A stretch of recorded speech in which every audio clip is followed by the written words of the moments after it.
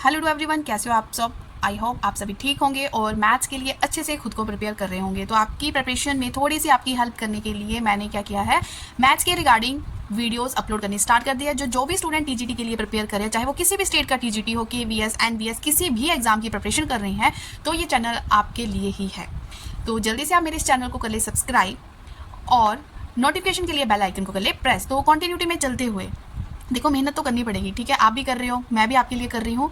तो कंटिन्यूटी में चलते हुए जैसे मैंने कम्प्लेक्स नंबर स्टार्ट किया है, उसकी फर्दर जो टॉपिक्स है वो रहते हैं, वो इस वीडियो में मैं कवर करूंगी। तो मैं ये बोल रही हूँ कि जितने भी मैं क्वेश्चन थ्योरी के साथ साथ आपके साथ डिस्कस करती हूँ, किसी भी फॉर्मूले के साथ साथ आपके साथ डिस्कस करती हूँ, वो सारे इंपॉर्टेंट क्वेश्चन होते हैं, सारे प्रीवियस ईयर के क्वेश्चन होते हैं। देखो, पेपर कोई मुश्किल नहीं आता, हमें जस्ट बेसिक पता होना चाहिए, कहाँ पे कौन सा फॉर्मूला आपको यूज़ करना है, किस टेक्निक के साथ आपने किस क्वेश्चन को सॉल्व करना है, लेंथी क्वेश्चन को कैसे ईजी वे से आपने करना है। तो ये सारी जो हेल्प होती है वो इस तरह की वीडियोज़ से ही आपको मिल सकती हैं, ठीक है। चलो अब करते हैं अपने टॉपिक को स्टार्ट। अपनी पेन, अपने नोट्स जल्दी से उठा लें और जो भी करवा रही हूँ उसको नोट करना स्टार्ट कर दें। स्टूडेंट, ये मेरा कॉम्प्लेक्स नंबर के ऊपर लेक्चर 3 है। तो ये प्रीवियस ईयर का क्वेश्चन है जो आपके सामने है। अगर आपने मेरी प्रीवियस वीडियो देखी है, जिसका लिंक आपको डिस्क्रिप्शन बॉक्स में पूरी प्लेलिस्ट ही मिल जाएगी टीजीटी के रिगार्डिंग, तो आप वहाँ से पूरे सीक्वेंस में सारी वीडियोस को देख सकते हो, ठीक है। तो मैंने प्रीवियस वीडियो में डिमॉफ्स थ्योरम को एक्सप्लेन किया था, उसका बेसिक बताया था और उसको यूज़ करना भी बताया था कि कैसे आप उस थ्योरम को अपने क्वेश्चन में यूज़ करोगे। तो ये उसी के रिगार्डिंग क्वेश्चन है। अगर आपने प्रीवियस वीडियो देखी है तो आप इसको ईजिली कर सकते हो, नहीं देखी है तो मैं थोड़ा सा डिमॉफ्स थ्योरम को आपके साथ एक्सप्लेन कर देती हूँ। तो जो डिमॉफ्स थ्योरम होती है वो कुछ इस तरह से होती है, उसमें कोस और साइन ये टर्म्स यूज होती है और raise to the power n होता है जो। और इसमें हमने मेन फोकस किस पे करना होता है कि जो इमेजिनरी होता है वो साइन वाला पोर्शन होता है, रियल वाला पोर्शन हमारा कोस वाला होता है। और जब हम थ्योरम को ओपन करते हैं तो इस तरह से ओपन होती है। तो कभी भी कोस कुछ भी इस तरह से रियल प्लस इमेजिनरी करके raise to the power something हो तो वहाँ पे हम यूज़ करेंगे डिमॉफ्स थ्योरम। तो यही थ्योरम का यूज़ हम करने वाले हैं अपने इस क्वेश्चन में। तो अभी जब हमने इस क्वेश्चन को देखा तो देखा √3 और 1 इस क्वेश्चन में यूज़ हो रहा है। तो हमने इसको कन्वर्ट करना है अब साइन और कोस में। तो किस तरह से कन्वर्ट करेंगे, तो इमेजिनरी वाला पोर्शन जो होना चाहिए वो हमारा साइन वाला होना चाहिए और जो रियल पोर्शन है वो हमारा होना चाहिए कोस वाला। तब हम देखेंगे कि कोस की वैल्यू √3 को हम किस तरह से कोस में कन्वर्ट करेंगे। तो √3 कोस में √3 की वैल्यू नहीं आ रही, तो सबसे पहले हमें इस पर थोड़ा काम करना पड़ेगा। जैसे हमें यहाँ पे 2 की एंट्री करनी है, अगर ये मैं यहाँ पे √3/2 कर देती हूँ तो वो कोस की वैल्यू बन जाएगी। तो ये एक स्टेप हमें एक्स्ट्रा करना पड़ेगा, क्योंकि अगर मैं cos 30 इसको बना दूँ तो cos 30 पे मुझे √3/2 मिलता है। तो √3/2 के लिए 2 से पूरे को डिवाइड एंड मल्टीप्लाई आप कर दो, ठीक है। तो पूरे को मैंने मल्टीप्लाई कर दिया 2 से, तो raise to the power n है तो 2/n करके कॉमन निकलेगा। तो यहाँ से आ गया √3/2 प्लस /2n और यही सेम यहाँ से 2n हमने कॉमन निकाल लिया, √3/2 minus /2 raise to power n। तो बिल्कुल सिंपल स्टेप है ये, उसी के दिमाग में ये पॉइंट आएगा जिसको पता है कि यहाँ पे डिमॉफ्स थ्योरम यूज़ होगी और मैंने अपने क्वेश्चन को साइन कोस में कन्वर्ट करना है। और मेरी कोशिश रहेगी जो मेरा इमेजिनरी पोर्शन होता है वो साइन की वैल्यू देगा और जो रियल पोर्शन है वो मुझे कोस की वैल्यू देगा। √3 तक तो दे रखा है, लेकिन √3 पे तो कोई कोस की वैल्यू नहीं बन रही। अगर नीचे 2 होता तब बननी थी, तो मैंने 2 की एंट्री कर दी। वो हमें पता है कोई भी चीज़ की ज़रूरत हो तो हम उसको डिवाइड एंड मल्टीप्लाई में लेकर आ सकते हैं। तो इस तरह से अब मेरे पास ये डिमॉफ्स थ्योरम में कन्वर्ट हो चुका है। तो √3/2 मेरा cos 30 पे होता है, जिसको मैं लिख सकती हूँ π/6 प्लस एटा, और 1/2 मेरा sin 30 पे होता है वैल्यू। तो इसी तरह से सारी वैल्यूज़ मैंने यहाँ पे लिख दी। और अब इस नेक्स्ट स्टेप में मैंने डिमॉफ्स थ्योरम को ओपन कर दिया। मुझे पता है cos theta plus iota sin theta raise to the power n हो तो n यहाँ पे थीटा के साथ वो मल्टीप्लाई हो जाएगा। तो उसी तरह से 2n को कॉमन ले लिया, n को हर किसी के साथ मल्टीप्लाई कर दिया। बिल्कुल सिंपल स्टेप है। तो पॉजिटिव एंड नेगेटिव ये हो चुका है कैंसिल। अब मेरे पास जो बचता है वो है 2 raise to the power n is equal to 2 × cos n π/6। अब इतना हो गया। इसके बाद एक स्टेप और करेंगे। इसमें मोस्ट कॉमन जो मिस्टेक है जो मोस्ट ऑफ द स्टूडेंट कर सकते हैं वो क्या है, इस 2 को इस 6 के साथ वो कैंसिल कर देंगे। वो बिल्कुल गलत है, क्योंकि कोस के साथ कोई भी टर्म हो वो उसका एंगल है थीटा। ये थीटा इस 2 के साथ कैंसिल नहीं होगा, ठीक है। तो ये हमें बेसिक रूल पता है, बेस सेम हो तो पावर्स क्या हो जाती है, ऐड। तो यहाँ पे बनेगा 2n + 1 cos n π/6 जो हमारा आंसर है। देखो जो ऑप्शन है, ऑप्शन में ये ज़रूर दे रखा होगा कि 2n is equal multiply cos n π/3, क्योंकि ये जो कॉमन मिस्टेक हर कोई करता है वो हमें ऑप्शन में ज़रूर दिखता है। तो इतना करने के बाद अगर आप इसको टिक कर रहे हो फिर तो ऊपर वाला किया 0 ही है, ठीक है। तो ये ध्यान रखना है, थीटा कभी भी इस नंबर के साथ कैंसिल नहीं होता है। तो यहाँ पे हमने अपना एक्सपोनेंशियल वाला ऑपरेशन यूज़ करके किया तो ये मेरा फाइनल आंसर आ चुका है। देखने में क्वेश्चन बहुत मुश्किल लग रहा था कि हम किस तरह से करें, करने के इसके और वेज भी है जिससे क्वेश्चन लेंथी हो जाता है। देखो this is the simplest way to solve the question, ठीक है। क्वेश्चन को देख के पैनिक नहीं होना है, प्रैक्टिस की हो तो हमें, अब जब आपने इस तरह का क्वेश्चन कर दिया, अब कुछ भी आ जाए तो आपके माइंड में ये कंसेप्ट रहेगा ही रहेगा, ठीक है। तो एक क्वेश्चन है इसी के रिगार्डिंग, वो आप खुद करोगे, वो मैं लिख देती हूँ। नेक्स्ट क्वेश्चन मैंने आपको लिख दिया है, बिल्कुल पिछले क्वेश्चन जैसा है। दिमाग में क्या कैसे है कि कॉम्प्लेक्स नंबर के ऊपर क्वेश्चन है, raise to the power n है, तो मुझे यहाँ पे डिमॉर्फ्स थ्योरम यूज़ करनी है। डिमॉर्फ्स थ्योरम यूज़ करनी है तो कोस प्लस एयोटा साइन थीटा कुछ होना चाहिए। वो कैसे बनाए, वो आपने ट्रिग्नोमेट्री पढ़ी हुई है कि यहाँ पे किसको डिवाइड एंड मल्टीप्लाई करे कि ये कोस और साइन की वैल्यूज़ बन जाए। तो जो मेरी वीडियो के साथ पूरे बने रहते हैं स्टूडेंट्स, वो इस क्वेश्चन को सॉल्व करें और अपना आंसर जो है वो कमेंट सेक्शन में मुझे बताएं, ठीक है। तो मैं आपको बता दूंगी कि आपने सही किया या गलत, नहीं तो नेक्स्ट वीडियो में मैं इसका आंसर आपको पूरा सॉल्व करके ही बता दूंगी, ठीक है। तो जल्दी से जल्दी क्या करते जाएं, नोट्स बनाते जाएं, क्योंकि कॉम्प्लेक्स नंबर जो टॉपिक है थोड़ा लेंथी है, तो इसकी 1-2 वीडियोज़ और बन सकती है, ठीक है। अब हम करते हैं अपना नेक्स्ट कंसेप्ट। जो नेक्स्ट क्वेश्चन है ना, मैक्सिमम एंड मिनिमम वैल्यू। अब मैंने हिमाचल के प्रीवियस ईयर के पेपर देखे, यूपी के, मास्टर कैडर के, हरियाणा के, तो मैंने देखा कि जो मैं next topic maximum and minimum value करवाने वाली हूँ, हर पेपर में मुझे लगभग 1-2 क्वेश्चन वहाँ से दिखे हैं। तो इस कंसेप्ट को आप अच्छे से समझ लें। इस मैक्सिमम एंड मिनिमम वैल्यू में जैसे मेरे पास कोई कॉम्प्लेक्स नंबर होता है तो ये उसकी मिनिमम वैल्यू देगा और ये उसको मैक्सिमम वैल्यू देगा। अब इस पे जो क्वेश्चंस आ रहे हैं ना, जो ट्रिक मैं आपके साथ डिस्कस करने वाली हूँ ना मैक्सिमम मिनिमम वैल्यू पे, वो मुझे शायद ये कि आपने इस तरह से कभी क्वेश्चन किए होंगे, ठीक है। तो बड़े ही सिंपल सेकंड्स वाला ट्रिक है और हर पेपर में क्वेश्चन भी मिलेगा और क्वेश्चन हो भी सेकंड्स में जाएगा, तो देखें ध्यान से। तो स्टूडेंट ये देखो, ये कितना सिंपल क्वेश्चन है जो प्रीवियस ईयर में पूछा गया है, ठीक है। लीस्ट वैल्यू भी हो सकती है, मिनिमम वैल्यू, और जो फर्दर क्वेश्चंस होते हैं इनको बिल्कुल आप लाइटली मत लेना कि कितने सिंपल क्वेश्चन है। ये मैं हमेशा बोलती हूँ कि सारे प्रीवियस ईयर के क्वेश्चन है। अगर नेक्स्ट कहीं आपको क्वेश्चन देखने को मिलता है तो इसी के रिगार्डिंग होगा, जस्ट टर्म्स चेंज होगी, बेसिक यही रहेगा और उससे आपका आंसर निकल जाएगा जस्ट इन सेकेंड, ठीक है। तो अभी जो मेरे चैनल पे न्यू स्टूडेंट्स मुझे फर्स्ट टाइम देख रहे हैं वो जल्दी से मेरे इस चैनल को कर ले सब्सक्राइब, चाहे वो KVS NVS किसी भी टीचिंग फील्ड में जाना चाहते हैं। तो देखो सिलेबस तो वही रहेगा, ठीक है। पूछने का पैटर्न चेंज हो सकता है, सिलेबस कंटेंट वही है। तो आप मेरे इस चैनल के साथ जल्दी से जल्दी जुड़ जाएं। डेली जो मेरी वीडियो है 8 बजे से 9 बजे शाम को अपलोड हो जाती है, तो डेली आप उस वीडियो को देखें और अपने नोट्स बनाते जाएं। तो करते हैं हम अपना नेक्स्ट क्वेश्चन।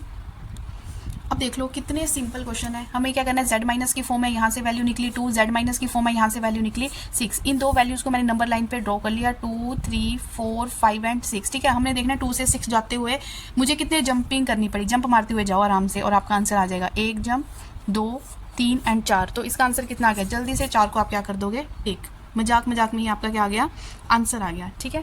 तो एक और क्वेश्चन करते हैं जिसमें मैक्सिमम एंड मिनिमम वैल्यू पूछी गई है और ये उससे थोड़ा सा डिफरेंट क्वेश्चन और थोड़े से आपको स्टेप उसमें ऐड करने पड़ेंगे। तो हर कैटेगरी का क्वेश्चन आपको मैं करवा दूंगी, बस आप इस चैनल के साथ बने रहें। फ्रेंड्स जो ये नेक्स्ट क्वेश्चन है ना, नेक्स्ट क्वेश्चन में हमें थोड़ा सा काम करना पड़ेगा, है बड़ा इंटरेस्टिंग। और देखो ये TGT एग्जाम में कहीं ना कहीं पूछा गया है। इसमें जो एक हमें गिवन वाले पे ध्यान देना होता है और एक हमें फाइंड आउट पे ध्यान देना होता है। अगर मैंने अभी बोला कि जब भी आप मैक्सिमम मिनिमम में आप कोई फॉर्म बनाते हो तो वो z माइनस करके बनाओगे। जैसे अब यहाँ पे क्या था, z-1, मतलब ये मेरे पास दे रखा है z, एक z है, दूसरा मेरे पास क्या है -z1 दे रखा है। अब मुझे पता है कि, और मुझे ये भी पता है कि जो z होता है जब हम उसको कॉम्प्लेक्स नंबर को ओपन करते हैं तो x प्लस एयोटा y की फॉर्म में वो ओपन होता है, ठीक है। अब यहाँ से देखो तो ये मेरा z1 है, ये z माइनस z1। z1 में मुझे कौन सा पोर्शन दिख रहा है, जस्ट रियल वाला, और यहाँ पे इमेजिनरी पोर्शन नहीं दिख रहा।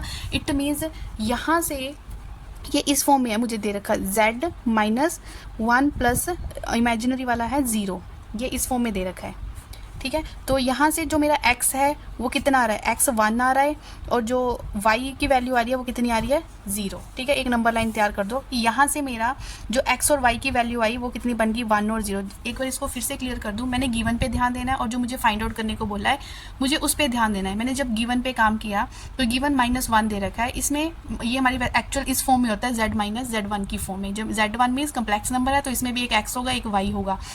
इसमें मुझे 1 दिख रहा है, मीन जस्ट रियल पार्ट दिख रहा है, इसमें मुझे इमेजिनरी पार्ट नहीं दिख रहा।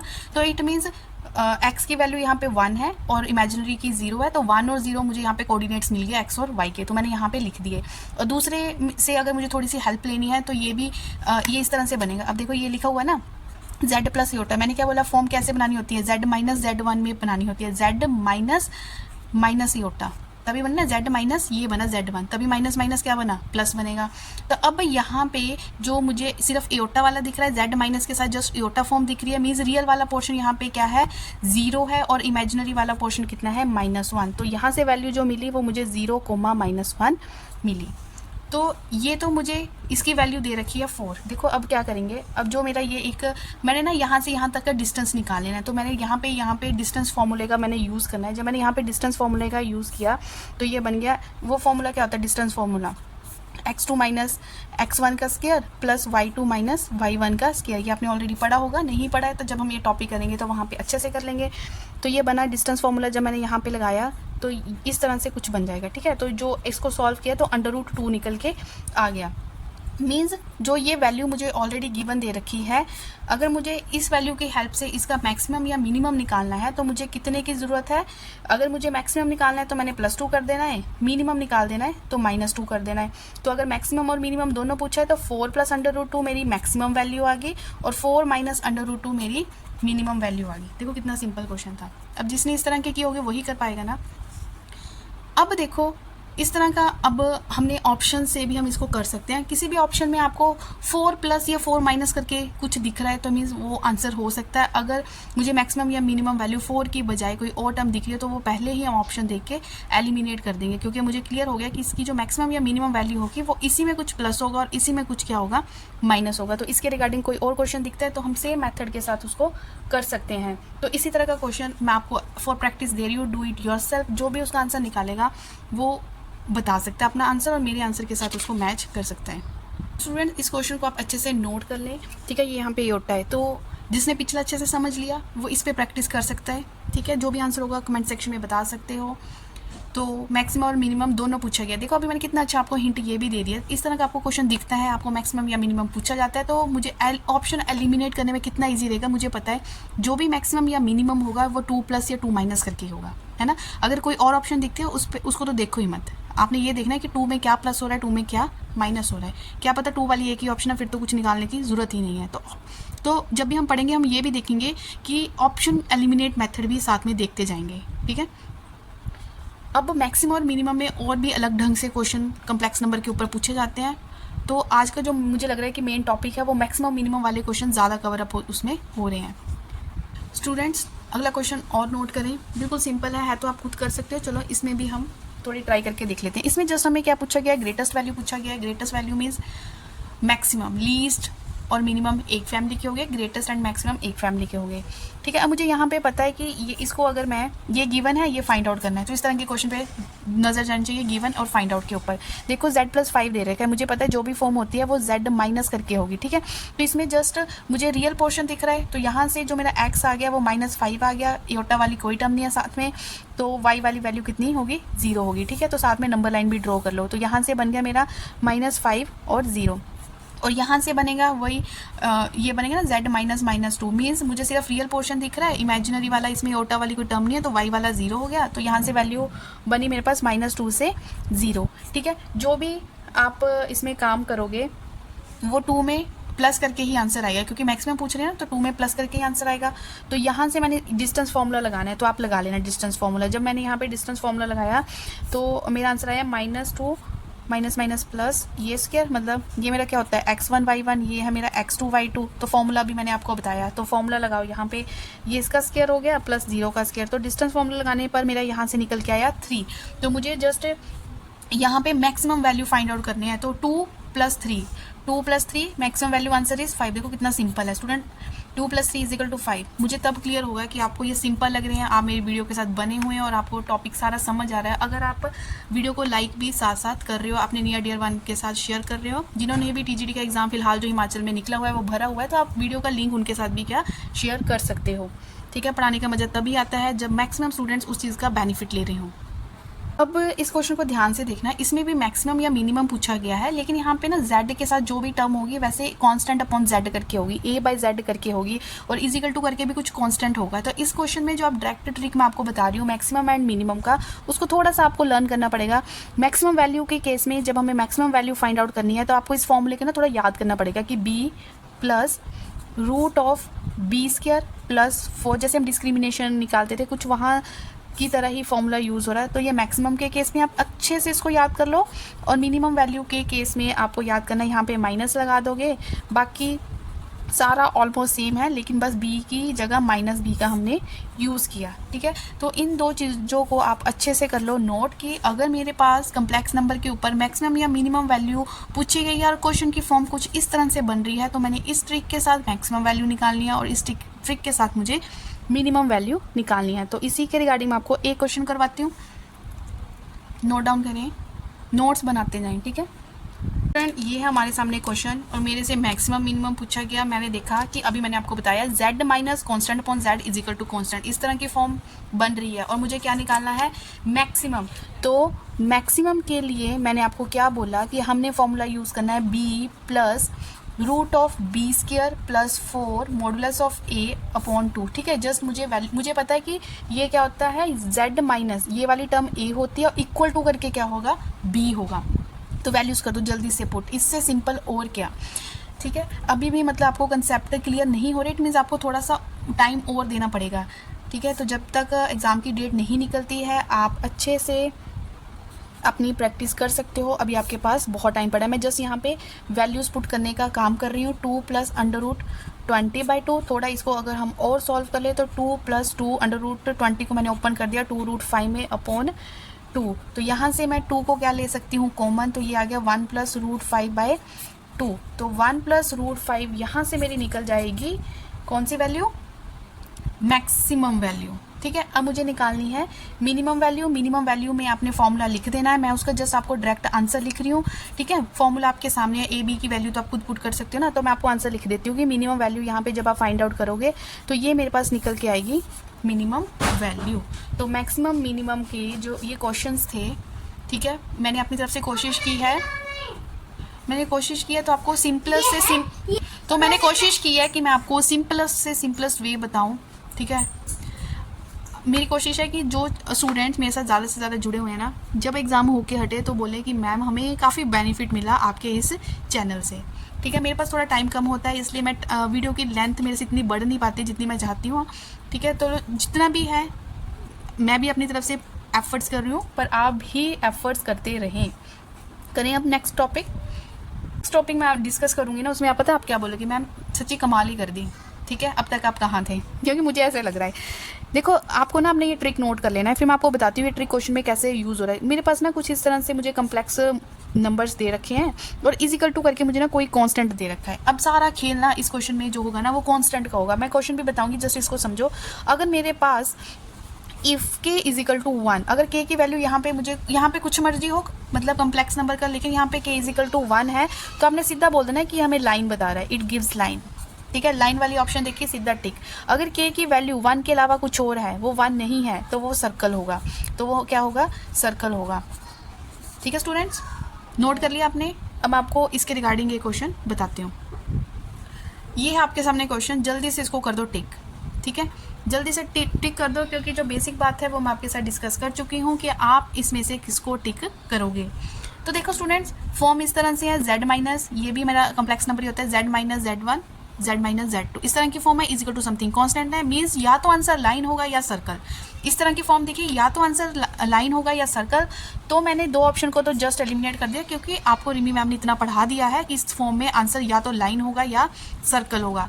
अब के की वैल्यू इज इक्वल टू 1 होती तो मैंने लाइन को टिक करना था, लेकिन ये 1 नहीं है, तो मेरा आंसर क्या होगा, सर्कल।